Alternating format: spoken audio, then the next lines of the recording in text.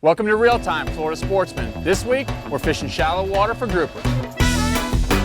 It's time to find the shortest route to the hottest bite. We scan Florida Sportsman's regional forums for the best fishing reports, then travel to make real anglers our local guides. Give me some of that! Together, we let you in on secret spots and hometown moves. That's what I'm talking about! Oh yeah, she's done for now. This week, we follow a hot report on the West Central Forum and head to St. Petersburg to flip baits under docks and wrestle keeper-sized grouper to the boat. Look at this fish! Are you kidding me? Then we head down to the Southwest region, where we'll pull big plugs over hard bottom for more good-eating gags. All coming up on Real Time, Florida Sportsman. Everyone knows that the Gulf has an exceptional grouper fishery. With shallow, hard bottom, it's a perfect habitat for these fish. On 2 separate trips to the West Coast, I discovered some of the best grouper fishing with techniques that I've never even utilized before. Our trip to St. Pete, Tampa Bay, started with meeting Stuart Davis, aka Psycho Snooker, in the West Central section of the Florida Sportsman Forum at Munch's, a local breakfast place. We ate some breakfast, talked to Stuart, and formulated a plan, then headed over to Fort DeSoto to launch the Triton. Tampa Bay is Florida's largest open water estuary, extending some 400 miles and actually forming the coastline of 3 different counties. The first order of business for the day was to head over to the Skyway Fishing Pier and cast nets and bait. It took some time to find the right size bait, but after some heavy chumming, some moving around, we found the perfect size pilchards. We loaded the well full and headed off to Stuart's first spot. That's the size we're looking for right there. Look at that pilchard. That's a gumdrop. And Stuart is on this crazy grouper bite, fishing inshore residential docks. I've never even heard of this type of fishing before, but him explaining it to me, it sounds a lot like the snook fishing that we have over in Stuart on the east coast of Florida. All right, we're sitting here in the West Central section of the Florida Sportsman Forum. Stuart Davis, aka Psycho Snooker, on the forum. You got something totally crazy for us. I've never even heard of this. Grouper fishing, residential docks. Yeah, we're going to try some big pilchards. We're going to throw them underneath the docks, and these grouper will just come up and eat them. So it's something, after trying for snook many times, end up catching grouper, and it seems to be what's here. Right, because this is the way we fish on the East Coast, on the docks, you know, for snook. I don't need to go 10, 20 miles offshore to get these grouper, and they're keeper grouper. Keeper grouper is what we've been catching. It's awesome. That's got to be insane pulling them up underneath that dock. It is. It's a lot of fun. We'll see. Be a little bit of a challenge to get them out, but we should have a good day. Let's do it. So we pull up to the first dock, and I really don't know what to expect. You know, but it's pretty basic setup. Pretty stout rod, circle hook, pilchard, just flip them under a dock. 80-pound fluoro, we busted out the heavy stuff today. This is what you need. This is what we need. Torque 7s, 80-pound braid, drags locked all the way down. Yep, 100% Combat down. fishing. We call this combat fishing. Right along the edge, Stuart? Yeah, don't Right on the get edge of the dock? right at the edge of the dock. Stay out of the combat zone. You ready? Oh my God! Okay. I kid you not, the first bait on the first dock got hammered. You know, heading over here after seeing his reports, I was a bit skeptical, my producer was a bit skeptical, but Stuart's onto something.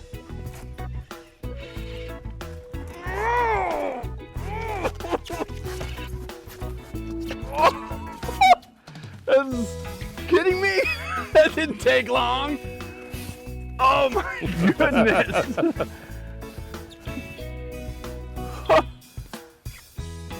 And he's got a tag in him, look at that. That's a nice fish right there. What a fishery. Man, he just hammered that thing. We did. God, this is just like our snook fishing. This is a typical size here. You get a little bit bigger. What a great fish. That didn't take long at all. No. God, I want to do that again. Early for a bath. Oh man, I'm addicted. I can't get a bait in there fast enough. It seems to me the most important thing is to have the right gear. It is. It's very important. It's. I mean, I can't imagine doing with something less than this. This drag is locked all the way down. These torques have 40 pounds of drag, and I barely stopped that fish. 80-pound braid, 80-pound fluoro, big old trocar hook. Man, God, they thump it like a big snook. Do every one of these docks hold fish? There's a lot of them that do. You just gotta. I gotta pull them out from underneath the dock.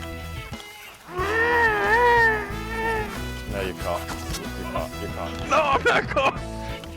The hell I'm caught. I'm caught onto a grouper. Look at this fish. Are you kidding me?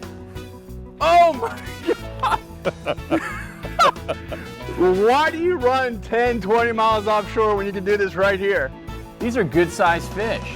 You know, people head far offshore, spend a ton of money in gas, and here we are, catching them in somebody's backyard. No doubt that's a keeper. If you don't like that, that is nuts. That is just like our snook fishing on the East Coast. You flip it in there, you tighten your drag all the way down, and you just hang on. Look at that fish. Look at the size of that fish on a dock. A residential dock. You guys that are running offshore, man, I have no idea why.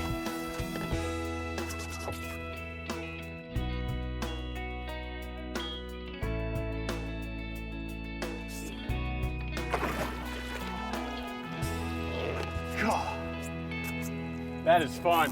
That is fun. This segment is brought to you by Penn. Let the battle begin. Penn Squall is lightweight. It's ergonomic graphite design with legendary Penn power at a price any angler can afford. Its lightweight design is built for power and incorporates the same top-of-the-line DuraDrag system that you find in international reels. It utilizes a Versa handle that allows anglers to adjust the length for power or speed.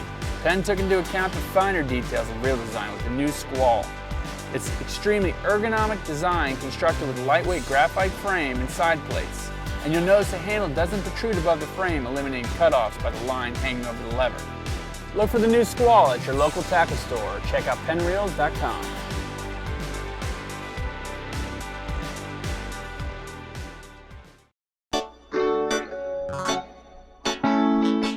So Manly, the winter time, we just had our first cold snap, and you said that was, now's the time to come and do this. It is right when that first cold front comes through and changes the water temperature down probably a good 10 degrees. First couple of days after that, the grouper kind of come in, and next thing you know, they're on the docks and they stay here pretty much a lot of the winter months. You got one, don't you? Yep. Pull him! Let me get it. Oh, that's a good one too. Wow, what a good one. Oh, another good fish. Pretty fish. Pretty fish, beautiful. Nice. In between the ones we just caught. As crazy as this fishery is, it's not that surprising that these fish are here. You know, it's a typical wintertime pattern that these fish move in from offshore into the shallow waters. And Tampa Bay is a perfect habitat. Deep shipping channels, plenty of structure, and a lot of bait. We're using these white baits, get pilchards. What else works? Big thread fins will work in here, some pinfish. You gotta be careful the size of the pinfish. Gotta get them the right size. Sometimes we're up 3 or 4 inches, usually it's pretty good.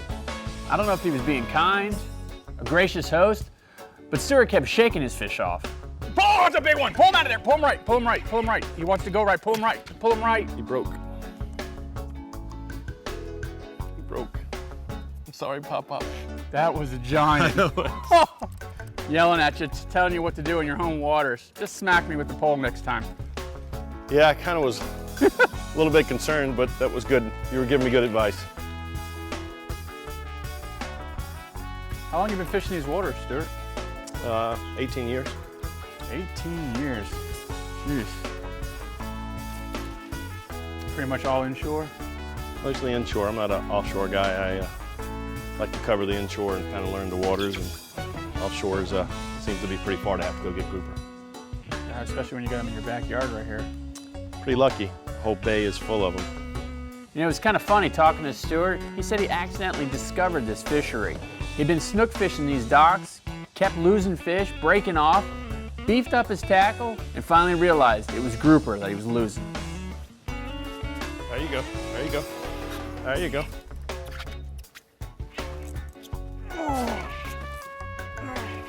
There you go. There you go. We got no time to breathe. Man, I switched over and put a little jig head on, flipped him in there. That is fun. Man, what a great grouper fishery. St. Pete Beach area, these docks. It is so much fun pulling these things out here, man. Nothing like it. Takes a lot of work, but it's a lot of fun. Look at the reward. Perfect. There he went. This segment is brought to you by Spiderwire. Nothing gets away. Spiderwire Ultra Cast, the strongest, thinnest, most sensitive line for the most aggressive anglers.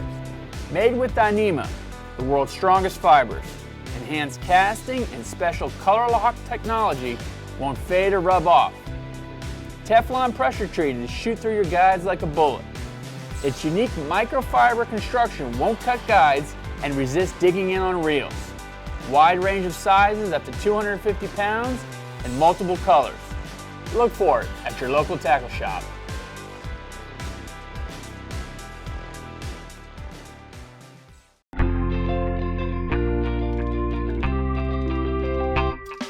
Stuart likes to utilize live chumming. We took a lot of the small pilchards and greens that we caught that morning, and every dock that we pulled up to, we'd throw a handful out, kind of turn the grouper on. After a couple hours of fishing, we pretty much developed a pattern. We realized that some of these docks were holding more fish than others, maybe they had a little better bottom, and all we really did was go from dock to dock. Oh, yeah, look at that one. Woo-hoo! Son, look at that fish. I barely got him hooked. That is a healthy grouper right there. I switched over using that half-ounce jig. It's really just getting that bait down to the bottom. Is that just a full belly from feeding? Look at that thing. That is a mama. She's getting ready to, I don't know if it's spawning season or what, but that is just a fat fish.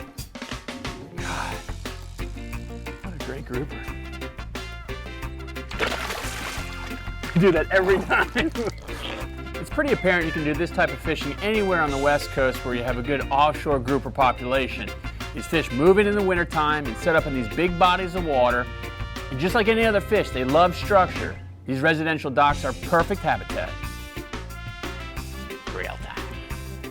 This is a perfect example that it's not always what you catch, but how you catch them. Stuart's developed a specialized technique to target these fish inshore.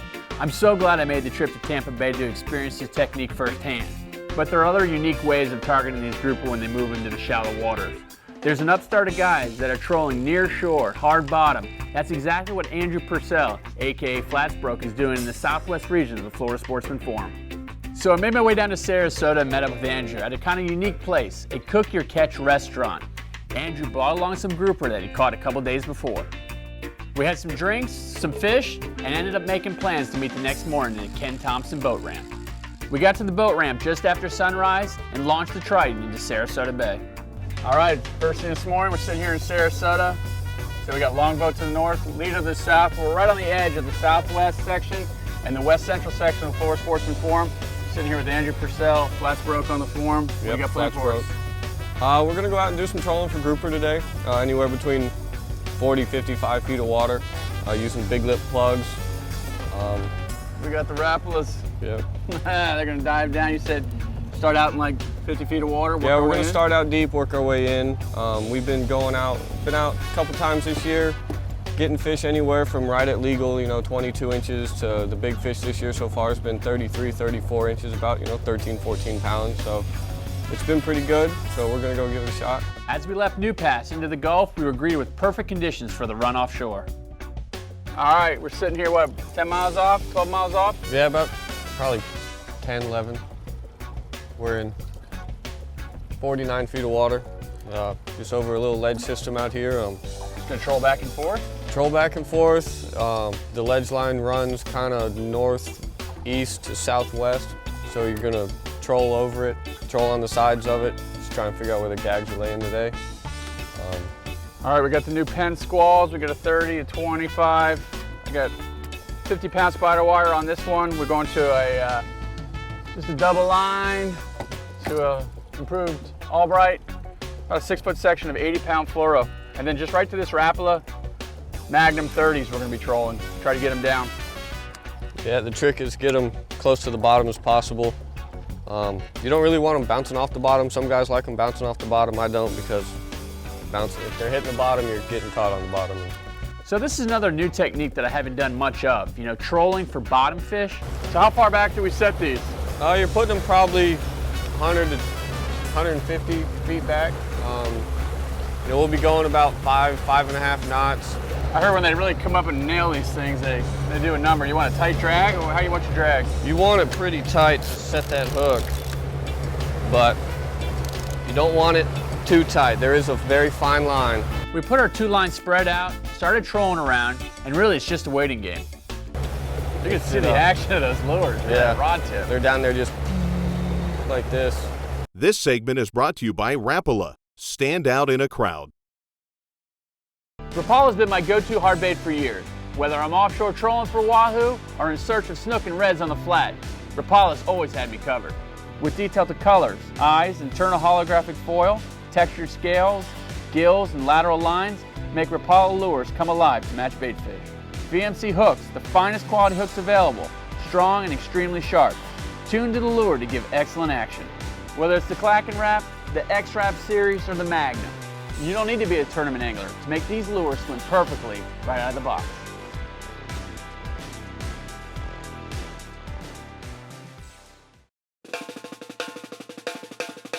What kind of bottom do you want to look for when you're out here?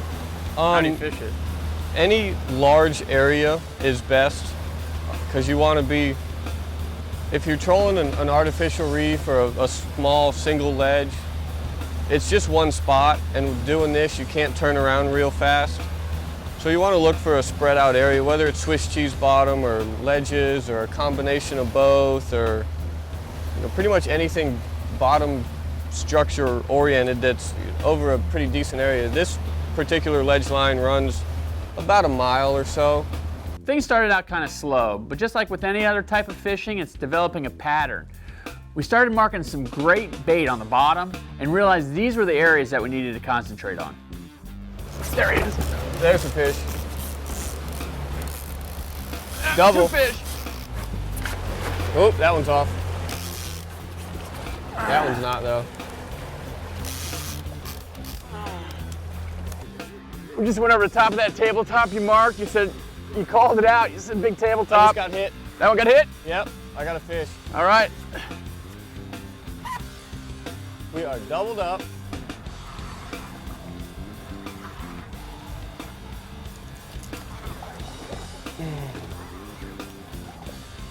I got another one. Ooh, I got a good fish too. Doubled up. Doubled up on grouper trolling. Look at Off that. It's a Sarasota. little bigger than mine. Yeah, well, the local guys got to Hey. show up. That's a good one right That's there. a really good. We got some grouper sandwiches tonight. Yes, sir. What a nice fish. You know, it was funny because that got hit. He missed it. And he came right back for Came it. back and got it again. Look at that. You know, this is not hard fishing. You find some bottom, you troll these plugs around. It could be a little monotonous. We were at about for about 45 minutes before we got these two, But a double. doubled up. Good way to start the day. But no, Great way. the good thing about this is fishing anybody can do. Yeah, this is This, you don't burn a lot of fuel. You're not going we're about 10, 12, 40, 12 50 miles miles offshore. off. And these you are know. some good eating fish right here.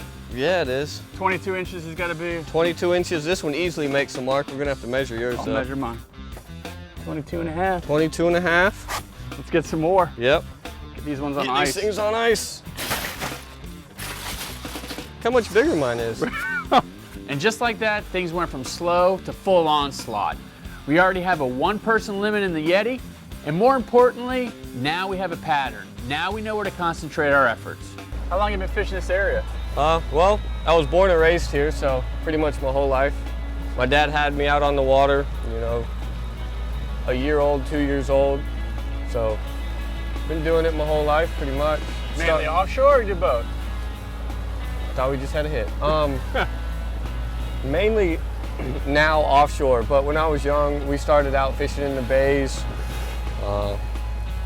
catching little grouper and trout and flounder and Spanish mackerel, ladyfish.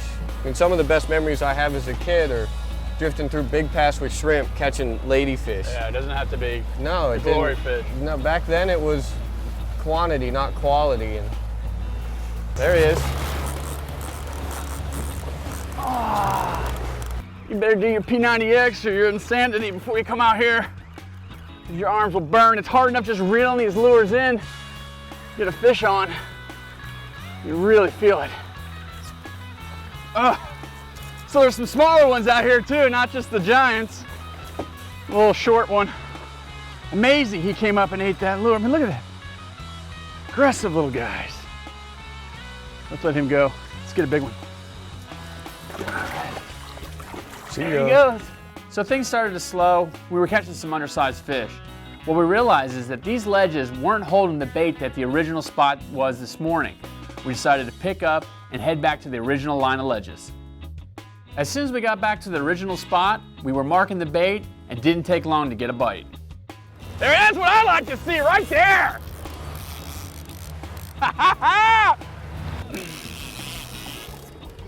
See if we can pull a magic double again.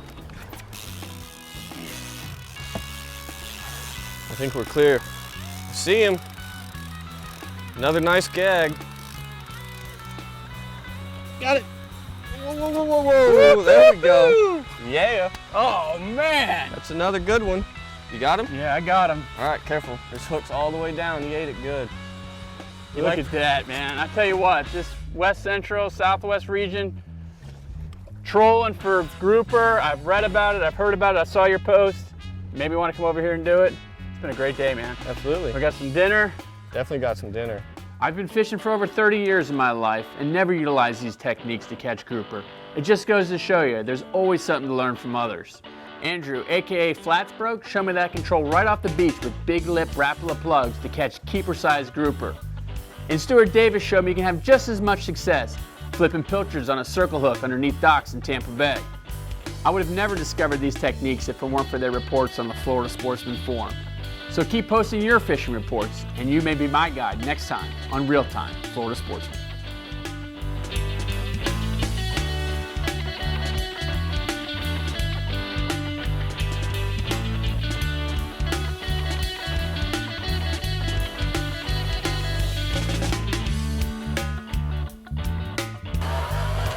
Hard to set. It's got to set back up. I forget. I'm like, That's why they call it residential. It's not gonna be as peaceful as fishing on the flats, but it's a little more effective. You got it. Who's more nervous, the bait or you? there you go. There you go.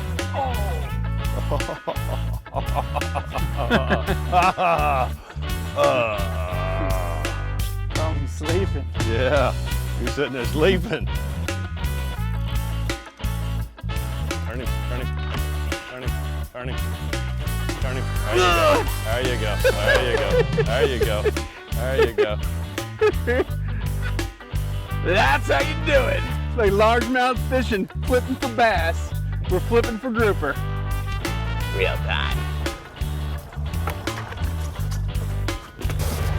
Oh!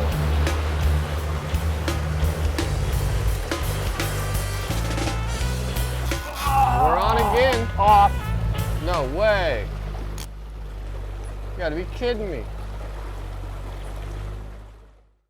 Fishing means long runs over open, often rough water, quietly approaching monster fish in the shallows, trolling the depths with a frisky live bait for a trophy of a lifetime. The Triton LTS is a bay boat with a big water attitude. It's built to handle every facet of fishing, including the catching part. No other boat fishes, performs, and fuels your angling passion like a genuine Triton LTS. Fish hard, fish fast, fish far aboard a Triton LTS. See us today at your local Triton dealer or visit us at tritonboats.com.